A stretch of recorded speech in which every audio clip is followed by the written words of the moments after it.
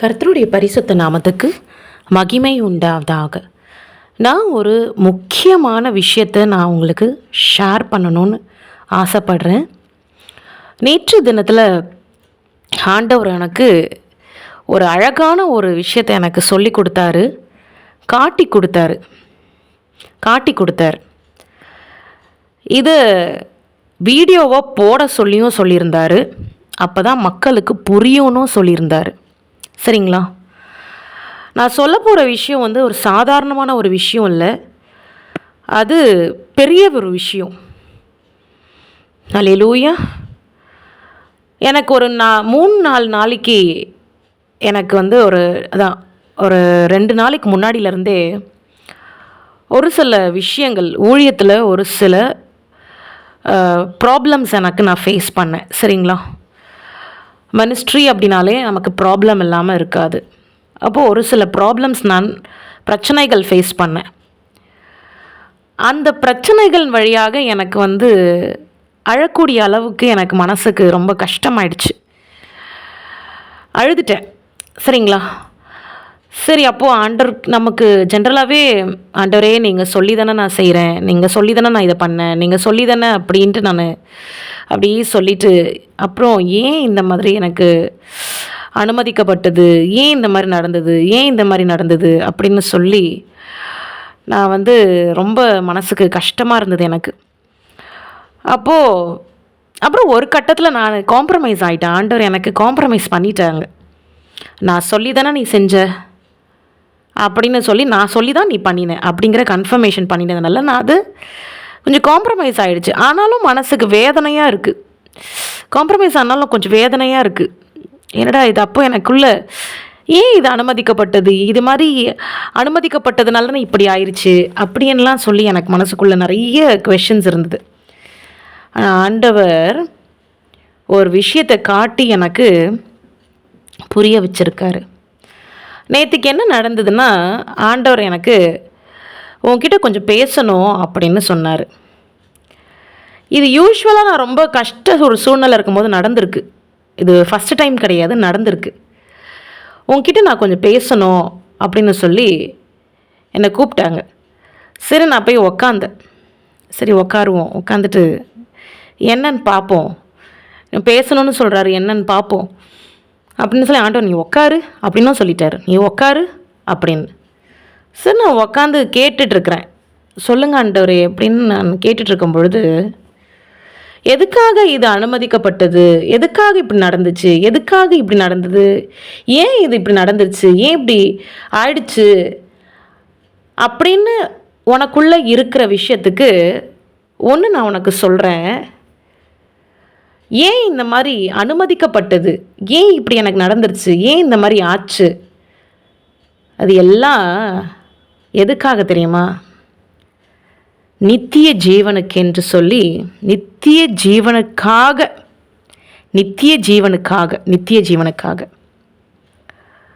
ஒரு ப்ராப்ளம்னு வரும்போது, அப்போது இதுதான் அவர் சொன்னது, நித்திய ஜீவனுக்காகன்றது தான் அவருடைய ஆன்சர்.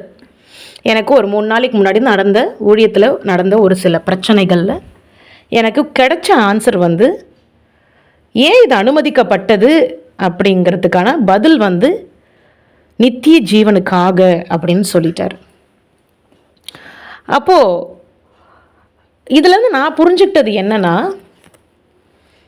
நமக்கு ஒரு விஷயம், ஏதோ ஒரு தீங்கு நடக்குது, ஏதோ ஒரு யாரோ ஒருத்தவங்க கஷ்டப்படுத்துகிறாங்க, இல்லை ஏதோ ஒன்று நடக்குது அப்படின்னா அதுக்கு ஒரு மேன்மை இல்லாமல் இருக்காதுன்னு சொல்லி ஆண்டவர் எனக்கு சொல்லுவார், அடிக்கடி சொல்லுவாருங்க. ஒரு மேன்மை இல்லாமல் நடக்காது. ஒரு விஷயம் உனக்கு நடக்குதுன்னா அதுக்கு ஒரு மேன்மை இருக்குது, ஸ்பிரிச்சுவல் ரேங்கிங் இருக்குது, பரலோகத்தில் பொக்கிஷங்களை சேர்த்து வைக்கிற ஒரு காரியம், அந்த மாதிரிலாம் இருக்குங்க நமக்கு. அப்போது ஆண்டவர் அந்த ஒரு விஷயத்தை நேற்று தினத்தில் எனக்கு கற்றுக் கொடுத்தார். பதில் என்னது? நித்திய ஜீவனுக்காக. நித்திய ஜீவன்னா என்னன்னு தெரியணும் உனக்கு தெரியணுமா அப்படின்னு சொன்னாருங்க. நித்திய ஜீவன்னா என்னன்னு தெரியணுமா? நித்திய ஜீவன் நான் காட்டட்டுமா அப்படின்னாரு. அப்போ நான் காட்டட்டுமான்னு சொல்லி முடிச்சிட்டாரு. முடித்த கொஞ்ச நேரத்துக்குலாம் எனக்கு கோல்டு, ஃபுல்லாக கோல்டு தெரியுதுங்க. சரிங்களா? அதுக்கு முன்னாடி ஒரு டவர் ஒன்று தெரிஞ்சுது. அந்த டவர் வந்து பார்த்திங்கன்னா டவருமே கோல்டு தான். டவருமே கோல்டு தான்.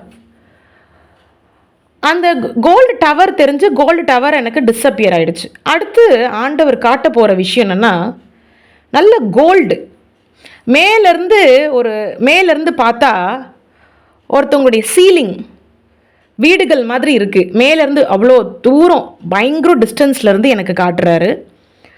அது பார்த்திங்கன்னா அந்த கோல்டன் பிஸ்கெட்ஸ் இருக்கும்ல, அந்த பிஸ்கெட்ஸ்னுடைய பியூர் கோல்டு நமக்கு தெரியும்.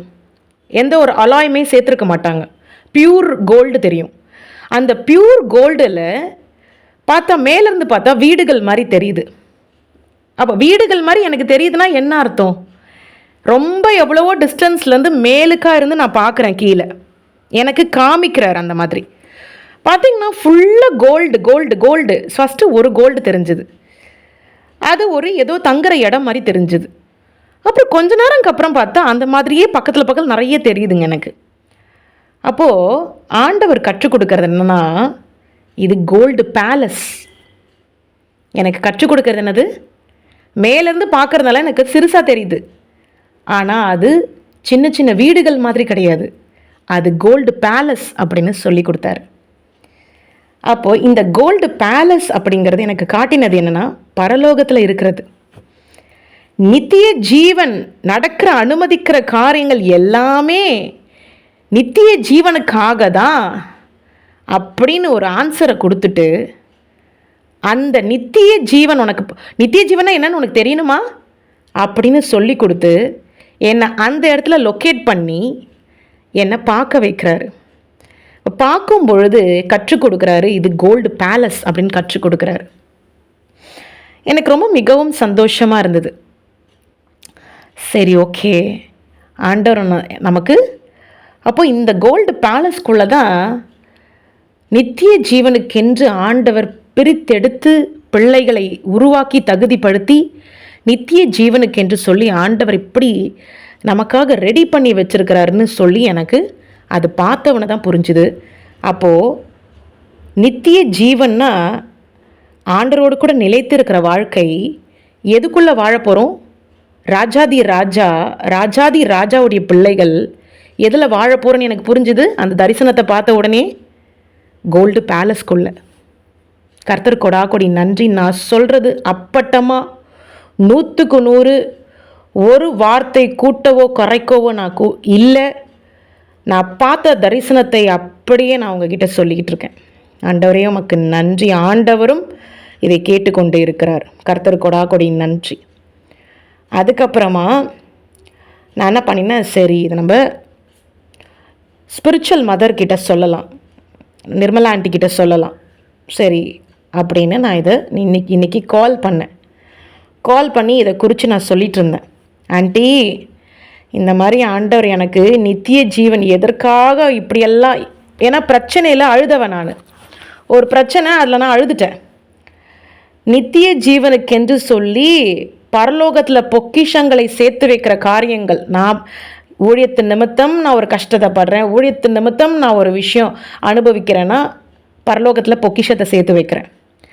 அப்போ பரலோகத்தில் பொக்கிஷத்தை சேர்த்து வைக்கிறது தான் இந்த ஒரு விஷயம். எங்கே போய் வாழ போகிறோம்? ஒரு அரண்மனைக்குள்ளே, ஒரு பேலஸ்குள்ளே அப்படிங்கிறது தரிசனத்தில் காட்டியிருக்கிறார். சரிங்களா?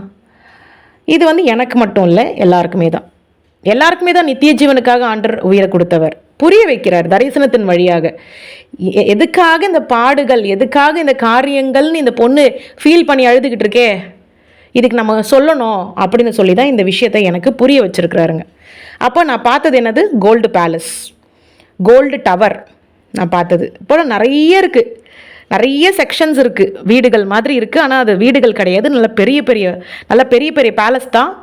ஆனால் வானத்திலேருந்து நான் அப்படி பார்க்குறேன், அந்த ஒரு வியூவில் பார்க்குறேன். அப்போ மேலுக்காக இருந்து கீழே பார்க்குறேன். அப்போ கீழே இப்போ ஒரு ஏரோப்ளைன்லேருந்து பார்த்தா எப்படி தெரியும்? பொடிசாக தெரியும்ல, அந்த மாதிரி எனக்கு தெரியுது. கோல்டு பளபளன்னு கோல்டு எனக்கு தெரியுது. ஸோ இதுதான் ஆண்டவர் காட்டின வியூ. அடுத்து இன்றைக்கி நான் ஆன்ட்டிக்கிட்ட நான் சொல்லிக்கிட்டு இருக்கும் பொழுதே அந்த பேலஸ் எனக்கு தெரியுது, கோல்டு பேலஸ். இதை குறித்து சொல்லிக்கிட்டு இருக்கேன். பரலோகத்துக்குள்ளே என்னெல்லாம் எப்படி இருக்குது, நம்ம எங்கே போய் வாழுவோம் அப்படிங்கிறத நான் சொல்லிக்கிட்டு இருக்கேன். சொல்லும் பொழுது ஒரு பந்தி எனக்கு தெரியுது. பந்தி, அந்த பந்தி வந்து பார்த்திங்கன்னா, அந்த சாப்பிட்ற பந்தி, அந்த டேபிள் வந்து பார்த்திங்கன்னா நீட்டாக இருக்குது. ஒரு கல்யாண பந்தி இருந்தால் எப்படி இருக்கும், நீட்டாக ஒருத்தருக்கு மட்டும் ஒரு டேபிள் அப்படி கிடையாதுங்க. நீட்டாக இருக்கா, இல்லை எல்லாரும் உட்காந்து சாப்பிட்ற அளவுக்கு நீட்டாக இருக்குது, பெருசாக இருக்குது, நீட்டமாக இருக்குது. அந்த அந்த டேபிளுடைய ஃபினிஷிங், அந்த டேபிளோட டிசைன்ஸ் பார்த்திங்கன்னா கோல்டு டேபிள், ஃபுல்லாகவே கோல்டு டேபிள். அந்த கோல்டு டேபிளில் செதுக்கப்பட்ட டிசைன்ஸ் வந்து என்னால் அதை எக்ஸ்பிளைன் பண்ண முடியாத அளவுக்கு அழகு. அந்த டேபிள் வந்து என்னால் எக்ஸ்பிளைன் பண்ண முடியாது. என்னுடைய மனுஷ சக்திக்கு என்னால் அது எக்ஸ்பிளைன் பண்ண முடியாத அளவுக்கு பியூட்டிஃபுல்லாக இருக்குது. அது மாத்திரம் இல்லை, அவ்வளோ ட்ரிம்மிங்காக அழகாக இருக்குது. அது பார்க்கவே ரொம்ப ரொம்ப நல்ல இப்படி தான் ஸ்ட்ரக்சர்டாக இருக்குது அந்த டேபிள். எல்லாரும் உட்காந்து சாப்பிட்ற அளவுக்கு ஒரு பந்தி நீட்டமாக இருக்குது. எனக்கு காட்டினதான் நான் சொல்ல முடியும். நான் என்ன பார்த்தனோ அதான் சொல்ல முடியும். அதுக்கப்புறம் பார்த்திங்கன்னா, உட்காந்து சாப்பிட்ற அந்த ஒரு சேர், எல்லோரும் உட்காந்து அப்போ பார்த்திங்கன்னா ஆட்களும் அங்கே ஒரு 2 பேர் அப்படி சாப்பிட்றதையும் காமிக்கிறாருங்க. அந்த 2 பேர் சாப்பிட்றத வந்து பார்த்திங்கன்னா, கோல்டு தட்டு, கோல்டு ஸ்பூனு, நைஃபும் கோல்டில் தான் இருக்குது. சரிங்களா? கோல்டு தட்டு, கோல்டு ஸ்பூனு, நைஃபும் கோல்டில் தான் இருக்குது. நல்லா தெரியுது, gold knife, gold spoon, gold தட்டு. போட்டுட்ருக்க ட்ரெஸ்ஸு வந்து பார்த்திங்கன்னா வெள்ளை கலர் ட்ரெஸ்ஸு தான். இதுதான் வந்து நடக்க போகிறது ஆண்டவர் நமக்கு காமிச்சிருக்கிறாரு. இப்படி தான் வந்து ஒயிட் கலர் ட்ரெஸ் போட்டிருப்பாங்க, இப்படி தான் சாப்பிட போகிறாங்க அப்படின்னு காமிக்கிறாருங்க. சரி, இதை வந்து நான் அழகாக சொல்லணும்ல, அதான் யோசனை. நான் என்ன பார்த்தனோ அப்படியே சொல்லிக்கிட்டு வரேன். அடுத்து எனக்கு காட்டினது வந்து பார்த்திங்கன்னா ஒரு சேரு. அதான் அவங்க உட்காந்து சாப்பிட்ற சேரு. அந்த சேர்ஸ் கூட பார்த்திங்கன்னா ஒவ்வொருத்தருக்கும் அந்த மாதிரி ஒரு பெரிய பந்தியில் சேர்ஸ் அந்த மாதிரி.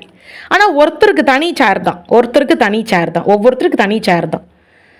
அந்த சேர்னுடைய அந்த ஆர்கிடெக்ட், அந்த ஸ்ட்ரக்சர் அவ்வளோ அழகு. அதில் நுணுக்கங்களாக செதுக்கப்பட்ட சின்ன சின்ன டிசைன்ஸ், குட்டி, அது ஒரு மாதிரி அழகான ஒரு டிசைன். சரி, எனக்கு வந்து உடனே டவுட் வந்துடக்கூடாதுல்ல, இதில் என்ன மாதிரி டிசைன் இருக்குது. பிரியா வந்து யோசிக்கும், இது என்ன இப்படி டிசைனாக இருக்குது, இது என்ன மாதிரி டிசைனாக இருக்குதுன்னு யோசிக்கும்ல. சார் நம்ம காட்டலாம் அப்படின்னு சொல்லி ஜூமில் தெரியுது, நல்ல வழு ரெட் கலர் ஜெம் ஸ்டோன், நல்ல வழு ப்ளூ கலர், நல்ல ராயல் ப்ளூ கலர், நல்ல ஸ்டோன். அந்த சேரில் வந்து கற்கள் இருக்குது. அப்போது இந்த கற்கள் பதிக்கப்பட்ட இந்த golden chair and golden table, சாப்பிட்ற தட்டு கோல்டு, சாப்பிட்ற தட்டு, அந்த தட்டில் யூஸ் பண்ணுற ஸ்பூன் வந்து கோல்டு, கத்தி நைஃபும் கோல்டு, அத்தனையும் இருக்குது, ஆகாரமும் இருக்குது. 2 பேர் சாப்பிட்டுட்ருக்காங்க. சரிங்களா? இது நான் பார்த்தது உங்ககிட்ட அப்படியே சொல்கிறேங்க. இந்த சைடு ஒருத்தவங்க, அந்த சைடு ஒருத்தவங்க, எனக்கு காட்டினதை நான் சொல்கிறேன். அப்போ நான் ஆண்டிக்கிட்ட நான் சொல்லிக்கிட்டு இருக்கேன், ஆண்டி நான் பார்க்குறது, அவங்கக்கிட்ட ஃபோனில் பேசிக்கிட்டு இருக்கும்போதே நான் பார்க்குறேன் அந்த தரிசனத்தை. அவங்ககிட்ட ஃபோனில் பேசிகிட்டு இருக்கும்போதே நான் பார்க்குறேன். ஆண்டி எனக்கு இந்த மாதிரி தெரிஞ்சுதான் ஆண்டி அப்படின்னு நான் சொன்னேன். அப்போது அந்த சேர்லேருந்து அந்த பேலஸ், அப்போது ஒரு பேலஸுக்குள்ளே பந்தி ஏரியாவை ஆண்டவர் காட்டுறாருன்னா, அப்போ எப்படியாப்பட்ட இடமா இருக்கும். அதுக்குள்ளே அந்த பந்தி உக்காடுறதே டேபிளும் கோல்டு, அப்புறம் சேரும் கோல்டு, கற்களால் பதிக்கப்பட்ட ஸ்டோன்ஸு, அவ்வளோ பியூட்டிஃபுல் அப்படின்னு மின்னுது. அந்த ரெட் கலர் வந்து மின்னுது, அதே போல் அந்த ப்ளூ கலர் மின்னுது. அவ்வளோ ஷைனிங்காக இருக்குது. நான் இது வரைக்கும் பார்த்ததில்ல அந்த மாதிரி ஒரு கற்கள்.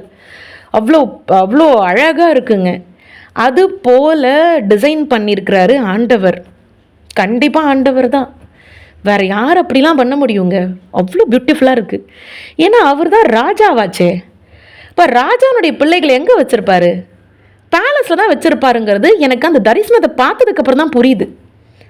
ஓஹோ, அப்போ உன்கிட்ட கொஞ்சம் பேசணும்னு சொன்னது எதுக்காக இவ்வளோ கஷ்டங்கள், இவ்வளோ காரியங்கள் அப்படின்னு சொன்னதுக்கான விஷயம் வந்து நித்திய ஜீவனை குறித்து சொல்லி கொடுத்து, நீ பார்க்கணுமா அப்படின்னு கேட்டாருங்க என்கிட்ட. நீ பார்க்கணுமா அப்படின்னு கேட்டுட்டு, உனக்கு நான் காட்ட போகிறேன்னு சொல்லி அந்த இடத்த எனக்கு காட்டி, அதில் நேத்திக்கு அந்த இடத்த காட்டினார், அந்த பேலஸை. இன்றைக்கி அந்த டவரை காட்டினார், அந்த பேலஸை காட்டினார் நேற்று தினத்தில். இன்றைக்கி அதுக்குள்ளே இருக்கிற பந்தி, அந்த பந்தியில் தான் மக்கள் சாப்பிடுவாங்க, அந்த அரண்மனைக்குள்ளே இருக்கிற பந்தியில் தான் மக்கள் சாப்பிடுவாங்கன்னு சொல்லி அதையும் காட்டியிருக்கிறாரு. எந்த மாதிரி ட்ரெஸ்ஸு போட்டிருப்பாங்கன்னா ஒயிட், பியூர் ஒயிட்டு. சொல்லப்போனால் மக்கள் வந்து சிம்பிளாக இருக்கிறாங்க, பியூர் ஒயிட்டு, ரொம்ப அடக்க ஒடுக்கமாக அதுக்குள்ளே 2 பேர் சாப்பிட்டுட்ருக்காங்க. ஆனால் பார்த்திங்கன்னா பெரிய பேலஸு, பெரிய பந்தி. இதில் ஆக்சுவலி நிறைய பேர் வச்சுருக்கிறாரு. நான் பார்த்தது ஒரு 2 பேர் பார்க்குறேங்க, சரிங்களா? இது போல் இருக்குது காட்சி. எனக்கு ஒரு பக்கம் நடுக்கமாகவும் இருக்குது. இன்ற தினத்தில் ரொம்ப நடுங்கிட்டேன் நான். நடுக்கமாகவும் இருக்குது, அட் த சேம் டைம் சந்தோஷமாகவும் இருக்குது. ஏன்னா அந்த கோல்டெல்லாம் பார்த்துட்டேனே, பியூர் கோல்டு. நம்ம ஊரில் விற்கிற கோல்டெல்லாம் பியூர் கோல்டு கிடையாதுங்க, சரிங்களா? பரலோக காட்சி அந்த கோல்டு வந்து பியூர் கோல்டு, பார்த்தாலே தெரியுது, எந்த அலாயும் மிக்சடு கிடையாது, பியூர் கோல்டு. அப்பாடா, அவ்வளோ பியூட்டிஃபுல்லாக இருக்குது. சரின்னு சொல்லிட்டு அது அந்த பேலஸை பார்த்ததுக்கப்புறம், சரி இதெல்லாம் பார்த்ததுக்கப்புறம் வெளிப்படுத்தின விசேஷத்தை போய் பார்க்கும் பொழுது, வெளிப்படுத்தின விசேஷத்தில் இந்த கோல்டு ஸ்ட்ரீட்ஸுன்னெலாம் போட்டிருக்குங்க நமக்கு. அப்போது தெருக்கள், அந்த தெருக்கள் எல்லாம், ஏன்னா தெருக்கள் எல்லாம் கோல்டு ஸ்ட்ரீட்ஸ்லாம் வந்து பார்த்திங்கன்னா ஃபுல்லாக மேடப் ஆஃப் கோல்டு, பியூர் கோல்டுன்னு போட்டிருக்கு. அப்பாடா, இப்போ பியூர் கோல்டு ஸ்ட்ரீட்ஸு வந்து பியூர் கோல்டுனா, இப்போ ஸ்ட்ரீட்ஸே பியூர் கோல்டுன்னு போட்டிருக்கு. அப்போ நமக்கு காட்டுறது என்னது? கோல்டு பேலஸு, உள்ள கோல்டு டேபிள், கோல்டு தட்டு, கோல்டு ஸ்பூனு, கோல்டு கத்தியிலேருந்து எல்லாமே கோல்டாக தான் இருக்குது அப்படின்னு சொல்லி அந்த காட்சி, அது சொல்லப்போனால் அங்கே வாழ்ந்து வந்த மாதிரி ஃபீல் ஆகுது. அந்த தரிசனத்தில் நம்மளை லொக்கேட் பண்ணும் பொழுது அங்கே போய் நம்ம சாப்பிட்டு வந்த எஃபெக்ட் கிடைக்கிது. அந்த அளவுக்கு பியூட்டிஃபுல் தரிசனம் இன்றைக்கி நான் பார்த்தேன். நேற்றுக்கும் இன்றைக்கும் நான் ரொம்ப கொடுத்து வச்சுருக்கேன். எனக்கு ஆண்டவர் இந்த தரிசனத்தை காட்டினதுக்கு, சொல்லப்போனால் தரிசனத்தினுடைய அந்த ஒரு காரியத்தை எனக்கு என்ஹான்ஸ் பண்ணி வச்சுருக்கிறாரு. எனி டைம் தரிசனம் பார்க்குற அளவுக்கு எனக்கு என்ஹான்ஸ் பண்ணி வச்சுருக்கிறாரு. நான் பேசிகிட்டே இருக்கும்பொழுது தரிசனத்தை எனேபிள் பண்ணி விடுறது எனக்கு ரொம்ப மனசுக்கு சந்தோஷமாக இருக்குது. என்னுடைய கண்கள் ரொம்ப கொடுத்து வச்சுருக்குன்னு தான் நான் சொல்லுவேன். கர்த்தருக்கு கொடாக்கொடி நன்றி. நான் ஆண்டவரை இந்த நேரத்தில், ஆண்டவருக்கு முன்னாடி நான் என்னை தாழ்த்துறேன். நான் ரொம்ப பாக்கியம் செஞ்சுருக்கணும். இப்படிப்பட்ட தேவனுக்கு மகளாக இருக்கிறது நான் ரொம்ப பாக்கியம் செஞ்சுருக்கணும். ஏன்னா என்ன சொல்கிறதுனே எனக்கு தெரில. பயங்கரம் சந்தோஷமாக இருக்குது என்னோடய இருதயம். அந்த ஒரு விஷயம் எனக்கு கஷ்டம் ஏற்படலைன்னு சொன்னால் இது போல் ஒரு காட்சி எனக்கு காட்டியிருப்பாரா? ஒரு 3 நாளைக்கு முன்னாடி ஒரு கஷ்டம் எனக்கு நடக்கலை, ஊழியத்தில் ஒரு விஷயம் கஷ்டம் நடக்கலைன்னு சொன்னால் இது போல் தரிசனத்தை காட்டியிருப்பாரான்னு சொல்லி நினைக்கும் பொழுதே மனசுக்கு ரொம்ப நிறைவாக இருக்குது. கர்த்தர் கொடாக்கொடி நன்றி. அதுக்கப்புறம் அந்த தரிசனத்துக்கு வெளியில் வரும்பொழுது எனக்கு ஒரு விதமான கண்கள்லேருந்து தலையிலேருந்து ஒரு ஃபீலிங் இருக்குது. ஏன்னா அங்கே போயிட்டு வந்தது எனக்கு, அதை பார்த்துட்டு வந்தது எனக்கு அப்படி ஒரு ஃபீலிங் இருக்குது, வித்தியாசமான ஒரு உணர்வு. அதனால் ஆண்டவருக்கு நன்றி செலுத்துகிறேன். அதே போல் தரிசனம் பார்த்து முடிச்சுட்டு அதுக்கப்புறம் ஒரு விஷயத்தை எனக்கு சொன்னார். அதை நான் சொல்லியே ஆகணும், இல்லை எனக்கு மண்டையே வெடிச்சிரும். அந்த அளவுக்கு ஒரு முக்கியமான விஷயத்தை எனக்கு சொல்லி கொடுத்துருக்கிறாரு. என்னென்னா, நான் எப்போ வேணாலும் வருவேன், ரெடியாக இருங்கன்னு சொல்லிட்டார். நான் எப்போ வேணாலும் வருவேன், ரெடியாக இருங்க. இந்த 2 சென்டென்ஸ் தான். இந்த 2 சென்டென்ஸை சொல்லி முடித்ததுக்கப்புறம் நல்ல நடுக்கம். ஏன்னா சொன்னது ஆண்டவர், ஏதோ ஒரு மனுஷன் சொல்லலை, ஆண்டவர் சொன்னது. அப்படி ஒரு நடுக்கமாக இருக்குது. அப்படி ஒரு, ஏன்னா நிறைய பேர்கள் ஏற்றுக்கொள்ளாமல் இருக்கிறாங்க. அதனால் என்ன நடக்குமோ எப்படி நடக்குமோன்ற அந்த ஒரு இது இருக்குது மனசுக்குள்ளே. ஆண்டவர் இதை நிச்சயமாகவே ஏதோ ஒன்று செய்ய போகிறாரு. ஆண்டவருடைய வருகை எப்போ வேணாலும் இருக்கணும். இன்ற தினத்தில் எத்தனையோ நாட்கள் எனக்கு அவர் என்கிட்ட பேசுவார். ஏன்னா இன்றைக்கி இந்த பரலோக பந்தியை காமிச்சு வச்சுருக்கிறாரு. இந்த பரலோகத்தில் இருக்கிற அந்த பேலஸை காட்டி வச்சுருக்கிறாரு, கோல்டு பேலஸு. இப்படியெல்லாம் செஞ்சு முடிச்சதுக்கப்புறமா இந்த ஒரு விஷயத்தையும் சொல்லியிருக்கிறாருன்னா ஏதோ ஒன்று நடக்க போகுதுன்னு நல்லா தெரியுது, சரிங்களா? கர்த்தர் கொடாக்கொடி நன்றி. எதுனாலும் டைம் வேஸ்ட் பண்ணாமல் மனம் திரும்பி மன்னிப்பு கேட்டு ஆண்டவர் தான் எனக்கு எல்லாமேன்னு சொல்லி நம்ம மாறும் பொழுது தான் நிறைய காரியங்கள் நமக்கு சாதகமாய் நடக்கும். நித்திய ஜீவனுக்கென்று அப்போது நடக்கிற பிரச்சனைகள் எல்லாமே, அனுமதிக்கப்படுற காரியங்கள் எல்லாமே ஆண்டவர்கிட்ட நெருங்கிறதுக்கான ஒரு வழி. அந்த வழியின் மூலயமா நம்ம நித்திய ஜீவன் போகுன்றது தான் இந்த ஒரு எக்ஸ்பிளனேஷன். அத்தனையும் தரிசனம் என்கிட்ட பேசுனது அத்தனையும் இந்த ஒரு விஷயந்தான். அது காட்டியும் கொடுத்துட்டாரு, இது சொல்லியும் கொடுக்க சொல்லியிருக்கிறாரு, இதை சொல்லி கொடுத்தா தான் புரியும்னு சொல்லியிருக்கிறாரு. அப்போ 1 கிராம் கோல்டு நம்மளால் இப்போ வாங்க முடியல. ஒரு விஷயம், ஒரு ஏழ்மை கோலத்தில் இருக்கிறோம், பிரச்சனைகளை அனுபவிக்கிறோம், பணப்பிரச்சனையோடு இருக்கிறோம், கவலையோடு இருக்கிறோம். ஆனால் நான் இயேசுவை நேசிக்கிறேன். எவ்வளவோ பிரச்சனை என்னை சுற்றி, ஆனால் நான் இயேசுவை நேசிக்கிறேன், இயேசு தான் எல்லாமேன்னு எனக்கு நினைக்கிறேன்னு சொல்லி இந்த வாழ்நாட்களை வாழ்ந்து அப்படியே நம்ம இருக்கும் பொழுது ஆண்டவர் ஒரு இடத்தை ஆயத்தம் பண்ணி வச்சிருக்கிறாரு. அங்கே எல்லாமே கோல்டாக தான் இருக்குது. அப்படின்னும் பொழுது ரீஷதனித்துனா தேவ ஆவியானவர் அசைவாடி கொண்டிருக்கிறார். ஒரு இடத்த ஆயத்தம் பண்ணி வச்சிருக்கிறாரு அப்படின்னா அப்போ எந்த அளவுக்கு நம்ம பூமியில் என்னென்ன கஷ்டங்கள், இந்த உலகத்துக்குரிய பாடுகளை அனுபவிச்சிருக்கிறோமோ அதை காட்டிலும் நம்மளை ஆசிர்வதித்து நித்திய ஜீவனை என்னன்னு காமிச்சிட்டாரு. இப்போ நான் பார்த்த தரிசனம் நித்திய ஜீவனுக்குரிய தரிசனம். பியூட்டிஃபுல்னா பியூட்டிஃபுல், அவ்வளோ பியூட்டிஃபுல். ராஜாதி ராஜாவுடைய பிள்ளைகளை எங்கே வைக்க போகிறாருன்னு காமிச்சு கொடுத்துருக்கிறாரு. கர்த்தர் கொடாக்கொடி நன்றி.